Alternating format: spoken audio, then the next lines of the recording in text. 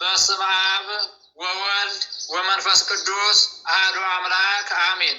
ክርስቶስ ተንሥአ እሙታን በአብይ ኃይል ወሥልጣን አሰሮ ለሰይጣን አግዓዞ ለአዳም ሰላም እምይእዜሰ ኮነ ፍስሐ ወሰላም። ሰላም እግዚአብሔር ይብዛላችሁ የልዑል እግዚአብሔር ቤተሰቦች፣ የእመቤታችን ወዳጆች፣ የቅዱሳን አክባሪዎች እንደምን ሰነበታችሁ? እንኳን ለፍቅር እናት ድንግል ማርያም ልጆች ማህበር ለ10ኛ ዓመት የምስረታ ክብረ በዓል በሰላም በጤና ደረሳችሁ አደረሰን። ይህ ከፍቅር እናት ከድንግል ማርያም ማህበር ኪነ ጥበብ ክፍል ውስጥ ተዘጋጅቶ የሚቀርብላችሁ መንፈሳዊ ጭውውት መርሃ ግብራችን ነው። ርዕስ ነገረ ቅዱሳን ክፍል 1። አዘጋጅና አቀናባሪ ብላጊ ወለተ ትንሣኤ። ጭውውቱን የሚያቀርቡልን ዘውድነሽ እንደ ፀሐይ፣ ታድላ እንደ ብርቄ፣ ሞገስ እንደ ዳንኤል፣ ናሆም እንደ ኢያሱ፣ ገነት እንደ ኤደን፣ ሙሉ እንደ ፍቅርታ፣ ዘብና እንደ ሳባ፣ ሙሉ እንደ ትርሲት፣ መቅደስ እንደ ቅድስት፣ ብላጊ እንደ ሶስና፣ ወለተሃና እንደ ቤዛ፣ ሜሮን እንደ ሳራ፣ ሳምራዊት እንደ ረብቃ፣ ገነት አጸደ ማርያም እንደ ኑሃሚን በጋራ በመሆን ነው። እስከ ዝግጅቱ ፍጻሜ ድረስ ተከታተሉን ዘንድ በትህትና እንጠይቃለን። ነገረ ቅዱሳን ክፍል 1 እነሆ።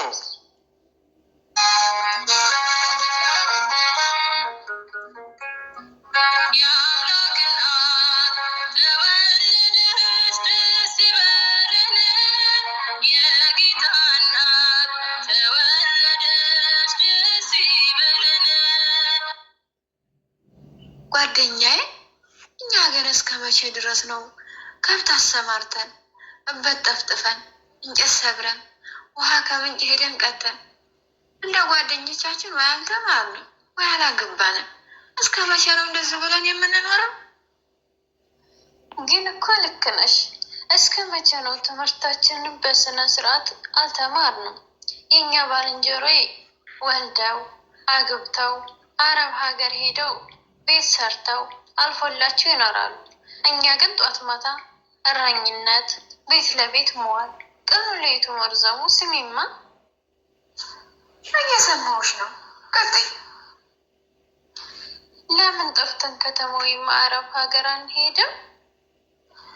አረብ እንዴት ብለን እንሄድ? ያለንም የምናውቀው ሰው ወይም ደግሞ ቤተሰብ የለንም። እንሄድ ብንልስ ተቀባይ ከሌለን በበረሃውን የምንሞተው። በደላላ እንሄዳለን። ከዚህ ሰፈርና መንደር እንዴት እንደምንወጣና ገንዘቡን ከየት እንደምናገኝ አስቢ። ለመንገዱ ደግሞ ደላላ ሞልቷል ሲያወሩ ሰምቻለሁ። ቡና ሲጠጡ ማታ ከኛ ቤት ያውም እንኳ የጎረቤታችን ልጅ ደሳል የሚባለው ልጅ ያውም እንኳ አንቺ ስታዩ የምትሸሽው የቄስ ትምህርት ሊማር ከተማ ሄዷል። ወንድሙ ደግሞ ስደት ወጥቷል ሲሉ ሰምቻለሁ። ቁጥሩን ተቀብዬ አናግረዋለሁ። አይ ጓደኛዬ፣ መንጮሃ ቀጥቶ እንዲመመለስ መሰለሽ እንዴ ስኬት ማውጣት። ለማንኛውም ከብቶቹ ርቀዋል። ተነሽ መልሰን እንምጣ።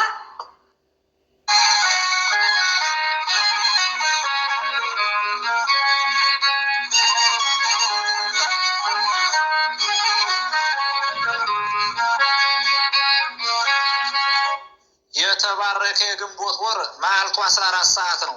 ከዚህም ይጨምራል። ግንቦት 1 ቀን እንኳን አምላክን ለወለደች በድንጋሌ ስጋ በድንጋሌ ነፍስ ለጸናች ለእናታችን ለእመቤታችን ለቅድስት ድንግል ማርያም ለልደቷ መታሰቢያ ዓመታዊ የንግስ በዓል የከበረ አባ ሕርያቆስ ዘሀገረ ብእንሳ የእመቤታችንን ቅዳሴ ለደረሰበት መታሰቢያ በዓልና ለኢትዮጵያዊ ጻድቃን ለአቡነ ተክለ ሃይማኖት ለአክስት ልጅ እንደ ነቢዩ ኤልሳ እሳት ከሰማይ ወርደው በሸዋ ክፍለ ሀገር ፈንታሌ ተራራ ላይ ሰሪቲ ለምትባል ጠንቋይ እየተላላኩ ህዝቡን የሚያስቱና የሚያሰቃዩ 470,300 አጋንንት በአንድ ጊዜ ላጠፉ ለታላቁ አባት ለአቡነ ቀውስጦስ ለልደታቸው በዓል እግዚአብሔር አምላክ በሰላም በጤና ደረሰ። እግዚአብሔር ይክበር ይመስገን። አሚን። እንኳን አብሮ አደረሰን አደረሳችሁ ወንድም እህቶች። የዕለቱ አንገርጋሪ ዮም ፍስሐ ኮነ በእንተ ልደታ ለማርያም ሐና ወኢያቄም ከመ ትቤዙ ነቢያት ወጻድቃን አማን ተወልደት እመብርሃን። ትርጉም በእመቤታችን ልደት ዛሬ ደስታ ሆነ። ይኸውም ከሐና ከኢያቄም መወለዷ ነው። ነቢያትና ጻድቃንን በልጇ ታድናቸው ዘንድ በእውነት የብርሃን እናት ተወለደች። ሊቁ ቅዱስ ያሬድ በድጓው ላይ የአባቶች ሀብታቸው ማከማቻ በር መግቢያ በውስጦቿ ዕንቁና ያክንት ያሉባት ሽቶን የሚያፈሩ በረከትንም የሚያብቡ እንጨቶቿም የሕይወት ውበት ያጌጡ የተሸለሙ የኤዶም ገነት የተባለች የመለኮት ማደሪያ የፀሐይ ጽርቅ እናቱ ቅድስት ድንግል ንጽሕት ጽንዕት ክብርት ልዩ ለሆነች ማርያም ሰላምታ ይገባል።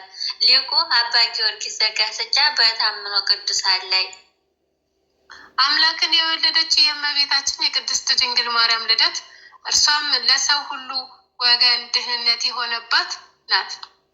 ከወንዶች ወገን የከበረ አባቷም ስሙ ቅዱስ ኢያቄም፣ ከሴቶች ወገን የከበረች ሚስቱ ቅድስት ሐና ይባላሉ።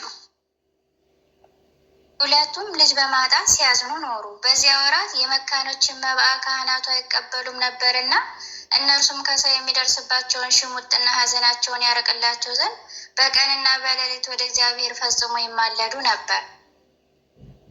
ሰውን የሚወድ እግዚአብሔርም ከዘራቸው ለዓለም ሁሉ መድኃኒት ይሆን ዘንድ መልካም የሆነ ሀሳባቸውን ተመለከተ።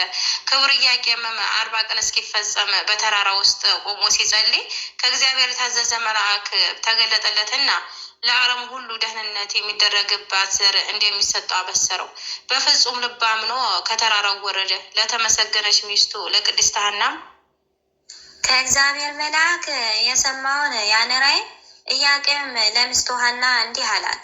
ሰማያት ሲከፈቱ አየሁ፣ ነጭ ወፍ መጣ፣ በራሴ ላይም አረፈ። እንዲሁም ሁሉ ሐናም እርግብ በራሴ ላይ ስትቀመጥብኝ በማኅፀኔም ስታድር አየሁ። ገባች አለችው፣ ነገራት። ቃሉ እውነት እንደሆነ እርሷም አመነች። ልዑል እግዚአብሔርንም አመሰገኑት። የከበረች ቅድስት ሐናም ከእርሷ የሚወለደውን በዘመኑ ሁሉ በቤተ እግዚአብሔር አገልጋይ ታደርገው ዘንድ ለእግዚአብሔር ስለትን ተሳለች። ከዚህም በኋላ ይቺ የከበረች ሕፃን ነሐሴ 7 ቀን ተጸነሰች። ከ6 ወር በኋላ የብፅዕት ሐና መጸነስ ታወቀ። ዘመዶችም ሰሙ። ወደ እርሷ መጥተው የምንሰማው ይህ ነገር እውነት ነውን? ዘመንሽ ካለፈ በኋላ በአንቺ ላይ የተደረገው ነገር ምንድን ነው አሏት። ከሐና ዘመዶች ወገን የአርሳባ ልጅ የምትሆን አንዲት ዓይኗ ማየት የተሳናት አንዲት ሴት ነበረች። የሰማሁት እውነት ነውን ብላ የሐናን ማኅፀን ዳሰሰች። እህቴ ሆይ ሽማግሌ ስትሆኝ እንዴት ጸነስሽ አለቻት። ዳግመኛ ማየት የተሳነው ዓይኗን ዳሰሰችው። ያን ጊዜም ዓይኗ ተከፈተላት፣ ብርሃንም አየች። ብፅዕት ሐና ሆይ ለአንቺ ብፅዕና ይገባሻል። ጽንስሽ በማኅፀን እያለ ገና ሳይወለድ በሽተኞችን የፈወሰ በግልጽ ከታየ ከማኅፀንሽ ከወጣማ ምን ያህል ይፈውስ ይሆን? እንደዚሁም ሁሉ ብዙ በሽተኛዎች መጥተው እየዳሰሱ ከበሽታቸው ፈወሱ ይድኑም ነበር። ይህ ነገር በእስራኤል ሽማግሌዎች ሁሉ ዘንድ እጹብ ድንቅ ሆነ።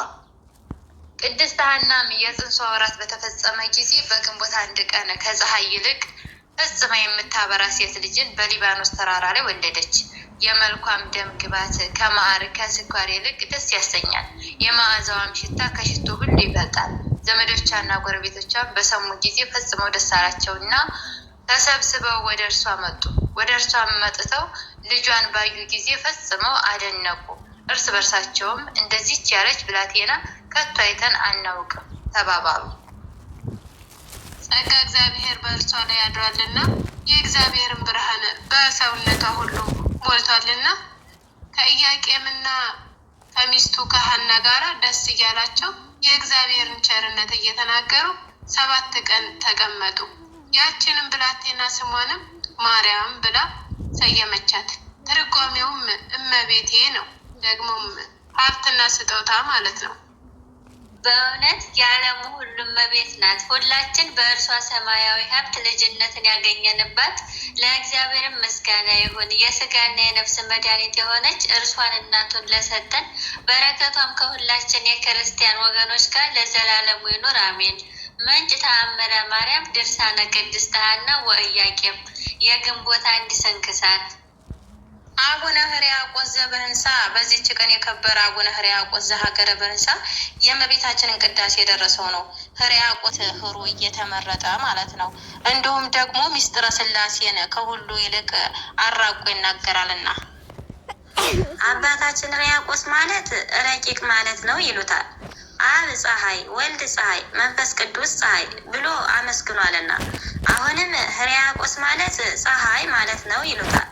ደግሞም የምእመናን ልቦና በትምህርት ብሩህ አድርጓልና ሕርያቆስ ማለት ብርሃን ማለት ነው። አንድም ደግሞ ሕርያቆስ ማለት ንብ ማለት ነው። ንብ የማትቀስመው አበባ እንደሌለ ሁሉ ሕርያቆስም ያልቀሰመው ሰማያዊ እውቀትም የለምና እርሱም የማይጠቅሰው ሊቅ የለም። በሉ ከዚህ ይብቃን። አባታችን መጥተዋል። ወደ ጉባኤው እንግባ። ኑ ተነሱ። እሺ ወንድማችን፣ በእውነት ለሁላችሁም ቃለ ሕይወትን ያሰማልን፣ ጸጋውን ያብዛላችሁ። የእመቤታችን የቅድስት ድንግል ማርያም፣ የእናታችን የቅድስት ሐና፣ የቅዱስ ኢያቄም፣ የአባታችን የአባ ሕርያቆስ ረድኤት በረከት አይለየን አሜን። በእውነት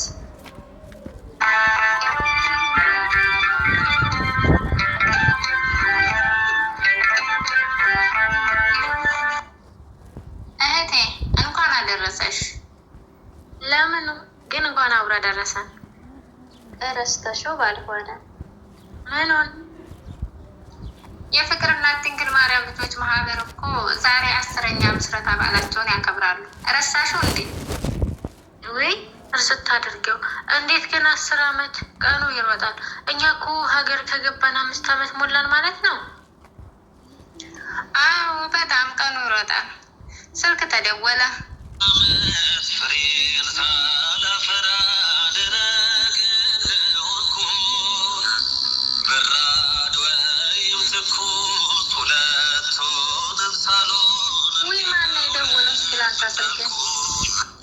ሄሎ ሄሎ፣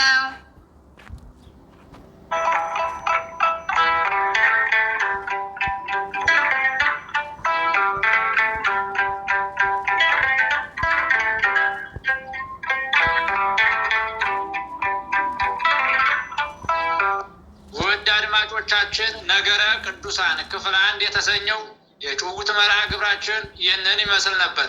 እስከ ዝግጅቱ ፍጻሜ ድረስ ስለተከታተላችሁን ከልብ እናመሰግናለን።